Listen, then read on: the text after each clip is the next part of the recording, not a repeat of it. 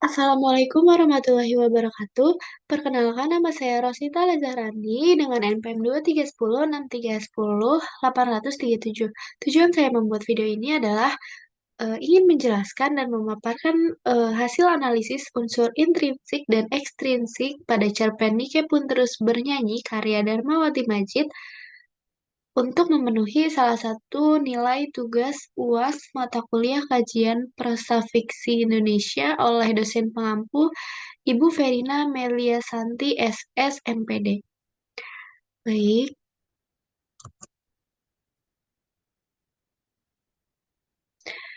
di sini ada pembahasan yang akan saya bahas. Yang pertama ada pendahuluan, yang kedua rumusan masalah, lalu yang ketiga tinjauan pustaka, yang keempat analisis untuk unsur intrinsik, yang kelima analisis unsur intrinsik, lalu yang keenam ada simpulan.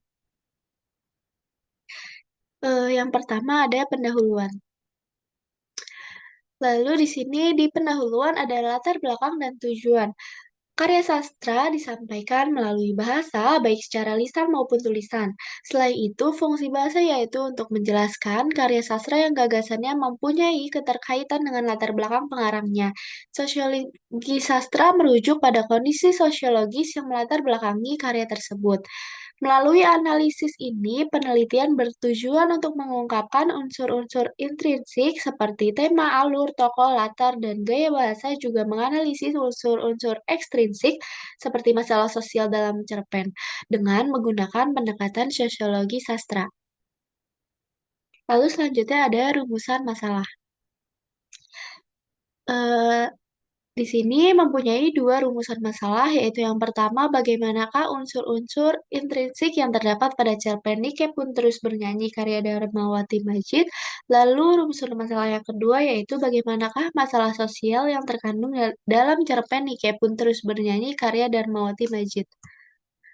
Lalu selanjutnya ada tinjauan pustaka. Di sini ada tinjauan pustaka menurut KBBI. Cerpen merupakan kisahan pendek kurang dari 10.000 kata merujuk pada cerita pendek yang dapat dibaca tuntas dalam satu kali duduk. Lalu ada menurut ahli yaitu Nurgiantoro pada tahun 2015, ini 12 itu termasuk halaman bukunya, cerpen sebagai sebuah cerita yang dapat diselesaikan atau dibaca dalam sekali duduk umumnya memakan waktu antara setengah hingga 2 jam. Maaf, maksudnya setengah jam atau hingga 2 jam bacaan. Lalu cerpen memiliki unsur-unsur yang membangun serta saling berkaitan satu sama lainnya. Unsur-unsur tersebut terbagi menjadi unsur intrinsik dan ekstrinsik. Lalu menurut KBBI, cerpen merupakan kisahan pendek kurang dari 10.000 kata, merujuk pada cerita pendek yang dapat dibaca tuntas dalam satu kali duduk. Lalu ada poe 1846 yang menyatakan bahwa cerita pendek atau short story adalah karya yang dapat dibaca dalam sekali duduk biasanya dalam rentang waktu 1 hingga 2 jam. Lalu ada menurut Nurgiantoro, di sini pada tahun 2015, lalu pada bukunya halaman 113 sampai 467, menerangkan bahwa unsur intrinsik cerpen terdiri dari 7 unsur utama, yaitu tema, plot, tokoh, latar, sudut pandang, bahasa, dan moral.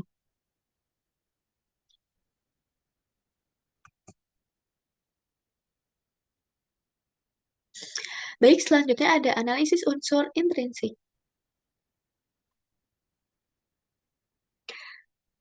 Baik, jadi di sini ada penulis dan karyanya.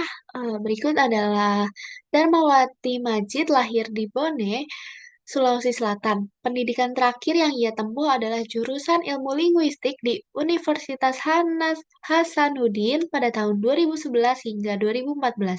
Sejak 2023, ia aktif sebagai praktisi mengajar LPDP. Selain sebagai peneliti, ia juga seorang penulis. Lalu ia juga terpilih sebagai Emerging Writer pada Ubud Writers and Readers Festival 2028. Lalu di sini ada karyanya, yaitu kumpulan cerpen Darmawati Majid. Eh, bisa Bokmanias nikmati dalam ketika saatnya terbitan Koma Books dan KPG pada 2019.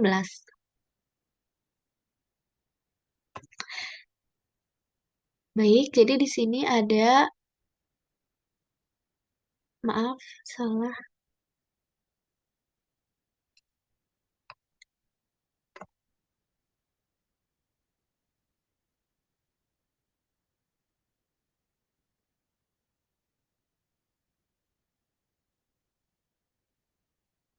Baik, selanjutnya di sini ada sinopsis cerpennya.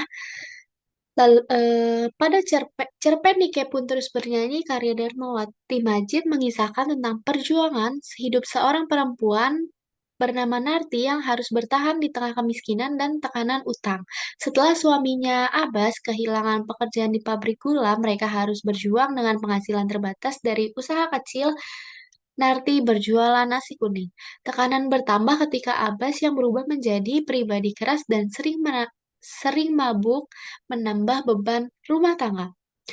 Lalu sejak saat itu, pergulatan ekonomi, Narti menghadapi dilema untuk menjual burung peliharaan mereka, yaitu Nike, demi kebutuhan hidup. Konflik batin dan keputusan semakin terasa ketika ia mencoba menghapus rasa kecewa terhadap buku-buku tentang presiden yang pernah ia kagumi hingga pada akhirnya keputusan Abbas untuk melepaskan burung tersebut menyimbolkan keputusan dan kebebasan yang ironis. Lalu selanjutnya di sini ada unsur intrinsik. Yang pertama ada tema. Tema pada cerpen Nike pun terus bernyanyi karya Darmawati Majid adalah mengenai perjuangan hidup dalam menghadapi tekanan ekonomi dan keterpurukan. Lalu ada alurnya, yaitu plot atau alur pada cerpen ini merupakan plot progresif, yaitu alur maju, yaitu berurutan dimulai dari tahap awal atau pengenalan penyituasian atau tahap tengah, konflik atau klimaks, dan tahap akhir yaitu penyelesaian. Tokohnya, yang pertama ada Narti. Di sini Narti sebagai tokoh utama dalam cerpen ini digambarkan sebagai sosok perempuan yang mandiri, bertanggung jawab, dan penuh perjuangan. Lalu, tokoh yang kedua ada Abbas. Abbas adalah suami Narti yang awalnya lembut namun berubah keras dan emosional setelah kehilangan pekerjaannya. Abbas pria yang digambarkan awalnya baik hati namun kemudian mengalami perubahan sifat setelah kehilangan pekerjaannya. Lalu tokoh yang ketiga adalah Nike. Nike adalah burung beo peliharaan Abbas yang menjadi simbol kebahagiaan masa lalu sekaligus sumber ketegangan dalam keluarga. Nike adalah burung beo peliharaan Abbas yang memiliki arti simbolis. Ia sering bernyanyi dan menyuarakan kata-kata yang mengingatkan Narti pada 18 kebahagiaan dan masa lalunya. Lalu selanjutnya ada tokoh keempat yaitu Om Ija. Om Ija adalah seorang pedagang sembako dan menjadi sumber bantuan bagi Narti di tengah kelangkaan bahan pokok. Lalu ada tokoh yang kelima yaitu Fatimah. Fatimah adalah sahabat Narti yang realistis terhadap pernikahan Narti karena ia mengutamakan logika daripada cinta buta.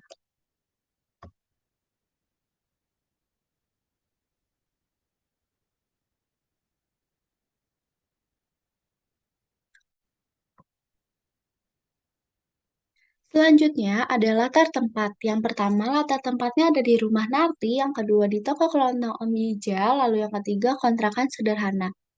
Lalu ada latar waktu, yang pertama pagi hari, lalu siang hari, dan ada malam hari. Lalu unsur intrinsik selanjutnya adalah bahasa.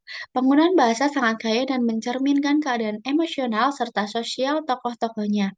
Penulis menggunakan gaya bahasa deskriptif, metafora atau simil dan dialog untuk menggambarkan perasaan dan situasi yang dihadapi oleh Narti sebagai tokoh utama. Lalu ada unsur intrinsik, amanat. Jadi, salah satu pesan utama yang bisa diambil dari cerpen ini adalah pentingnya ketahanan dan keberanian dalam menghadapi kesulitan. Narti sebagai tokoh utama menunjukkan bahwa meskipun hidupnya dipenuhi dengan tantangan seperti utang dan perubahan drastis dalam kondisi ekonomi, ia tetap berusaha untuk mencari solusi dan tidak menyerah. Lalu selanjutnya ada pembahasan yang kelima yaitu analisis unsur intrinsik, ekstrinsik. Berdasarkan hasil pembahasan sebelumnya, terdapat salah satu unsur yang telah dicapai yaitu analisis unsur-unsur intrinsik yang terdapat pada cerpen Nike Pun Terus Bernyanyi karya Darmawati Majid di Ruang Sastra edisi Agustus 2024 sebagai berikut. Yang pertama ada pengangguran, lalu yang kedua ada kemiskinan, lalu yang ketiga ada konflik keluarga. Selanjutnya, di sini ada unsur ekstrinsik yang pertama yaitu pengangguran. Di sini adalah salah satu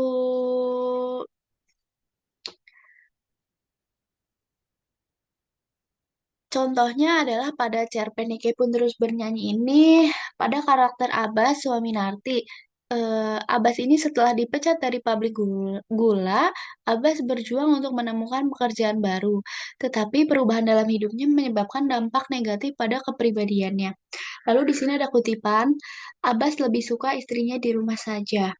Kutipan ini menunjukkan bahwa Abbas merasa tertekan dan tidak berdaya akibat kehilangan pekerjaannya, sehingga ia menginginkan Narti untuk tetap di rumah dan tidak bekerja. Lalu selanjutnya ada unsur ekstrinsik yang kedua, yaitu kemiskinan. Kemiskinan merupakan masalah sosial yang paling banyak terjadi. Salah satunya adalah contoh pada tokoh cerpen Nike Pun Terus Bernyanyi karya Darmawati Majid terlihat dari kondisi ekonomi Narti dan keluarganya yang semakin memburuk setelah suaminya kehilangan pekerjaan. Lalu di sini ada kutipan, uang 100.000 rupiah yang ia bawa hanya cukup membeli 5 liter beras dan 6 butir telur. Lalu kutipan ini menunjukkan bahwa betapa terbatasnya sumber daya yang mereka miliki sehingga Narti harus berjuang keras untuk memenuhi kebutuhan dasar sehari-hari. Lalu ada unsur ekstrinsik yang ketiga yaitu konflik keluarga. Konflik keluarga yang dilanda oleh tokoh dalam cerpen Nike Pun Terus Bernyanyi dalam karya karya Darmawati Majid muncul dari kemiskinan dan pengangguran yang dialami oleh Narti dan Abbas. Ketegangan di antara keduanya semakin meningkat ketika mereka harus berhadapan dengan masalah utang dan kebutuhan sehari-hari. Dalam dialog antara Narti dan Abbas, terlihat bagaimana komunikasi mereka mulai terpengaruh oleh suasana sehingga mengakibatkan mereka berdua mengalami stres. Lalu di sini ada kutipannya, yaitu kutipannya tak semuanya harus dihargai dengan uang. Saya tahu, tapi uangnya lebih berguna jika kita belikan beras. Kutipan ini mencerminkan perbedaan pandangan antara Narti dan Abbas mengenai prioritas dalam situasi sulit. Konflik ini tidak hanya bersifat finansial, tetapi juga emosional, di mana keduanya merasa frustasi satu sama lain. Lalu selanjutnya ada pembahasan yang keenam, yaitu kesimpulan. Baik, jadi kesimpulan dari cerpen Nike Pun Terus Bernyanyi yaitu memiliki tema mengenai perjuangan hidup dalam menghadapi tekanan ekonomi dan keterpurukan. Dalam cerpen ini memiliki tokoh Narti dan Abah sebagai tokoh utama, Nike, Om Ija, Fatima sebagai tokoh tambahan. Latar pada cerpen ini yaitu rumah Narti, warung Om Ija, dan kontrakan. Sedangkan latar waktu pada cerpen ini yaitu pagi, siang, dan malam hari. Penulis menggunakan sudut pandang pesona ketiga, lalu pada cerpen Nike Pun Terus Bernyanyi terdapat penggunaan majas asosiasi dan metafora. Yang terakhir, cerpen ini mengandung moral mengenai kehidupan, harapan, dan perjuangan. Terima kasih, cukup sekian dari saya, kurang lebihnya mohon maaf. Wassalamualaikum warahmatullahi wabarakatuh.